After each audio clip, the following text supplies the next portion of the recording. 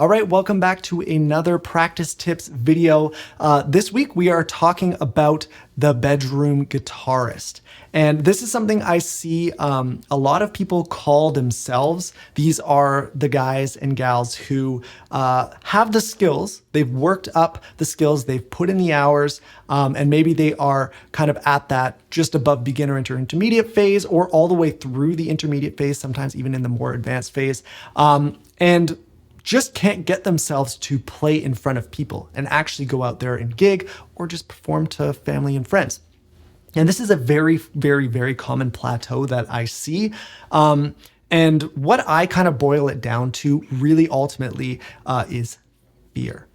And this whole idea of fear of judgment, fear of screwing up, fear of maybe someone laughing at you or what you think in your mind, like you are better. It's like your own ego. And it is really tough to put that on display. And what you'll notice is that gigging guitar players, for some reason, are able to get past this. And there are a number of approaches that I would recommend you look into. The first and foremost is obviously, like, if you're lucky enough to be forced into gigging when you're first starting or very early on in your guitar journey, that's going to obviously have the biggest impact. It's also the scariest, right? Because you're just jumping in the deep end with no life or flotation device or life jacket. And that can, you're probably going to sink for a while before you learn to swim, but you will learn very, very quickly. That's more what I did because I was quite young when I started. But for a lot of people who maybe don't have that luxury where, for me, it was playing in church, playing in bands and stuff from a really young age. If you don't have that luxury, well, then how do you get around that? And I think that learning how to deal with and knowing that you're well equipped to handle what you're afraid of happening, like when it inevitably does happen, which in my opinion is mostly that you're afraid of messing up your performance. So if you've learned like this sequence of how you play a certain song and you know, like, oh, there's these certain parts that are a little bit challenging for me. And then when you go and play them in front of someone, you're really thinking about it. Your hands are sweating, right? And all of a sudden you're just not the player that you know you are when the door is closed. I think that that's a really common thing. And what you'll find is, like, you'll even make mistakes in places that you never thought you could possibly make mistakes.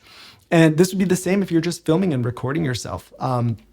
Still to this day, I would say that I am a slightly better player when I'm just completely on my own and I haven't hit record on a camera, or I'm not on stage playing in front of anybody, because I'm not afraid of making mistakes. It doesn't matter. Now, what I have done is I've basically built up these little skills that allow me to hide mistakes. And that to me is probably the best skill for feeling confident that if you do make a mistake, it's not really a big deal. Again, mistakes aren't a big deal. They're going to happen. It's totally normal. And of those, I listed them all in the YouTube video and went over all of them there. Big things with muted strumming. I didn't really emphasize in the YouTube video just how much I use muted strumming, but it is kind of like a catch-all, oh no moment kind of thing. You just switch to those muted strums and you're safe because you basically become a hi-hat cymbal at that point. And yeah, you're not playing the part you were supposed to play. And if someone maybe really, really, really knows the song that you're playing, they'll be like, oh, he's doing something different there. Well, it's much better than just playing the wrong notes. Much, much, much better. So I've leaned on that a ton. I've been in some really weird situations, especially recently, where I had to learn a ton of songs that I had never heard before in the matter of about a week, and then go and play them. And I did my best to learn them, but there's definitely moments where I'm like, how does this song go again? And I'm mixing the songs up in my head. And so what I would do is I would hear the band land on a chord. I would strum muted strings when they're all hitting together, so that's not like there's empty space.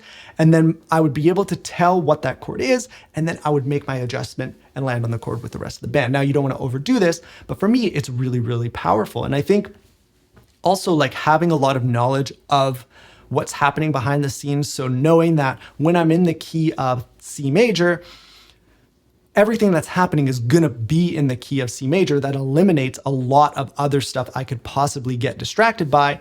And then I can always fill the space with a little bit of an improvisation, or some sort of lick if like kind of a worst case scenario happens where I totally forget something.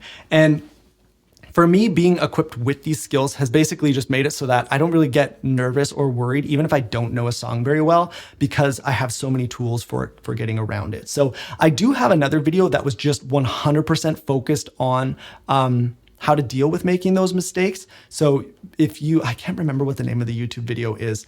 If I remember, I'll maybe put a link below, but you'll be able to find it on my channel. It's basically how to deal with making mistakes when you're playing.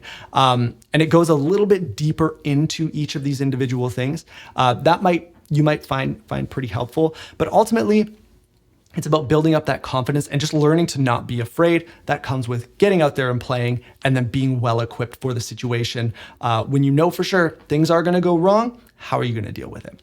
So that's kind of my main advice. I don't have a lot more to say on the topic, especially today. So if you have any questions or comments, or if you personally are maybe struggling with this whole bedroom guitarist thing and you're having a hard time going beyond that, and maybe your issue was a little bit different than what I described, or you feel like what I described maybe won't help as much, please leave a comment below. I'd be very happy to answer that. Other than that, I hope you have a great week, and I'll see you in the next one.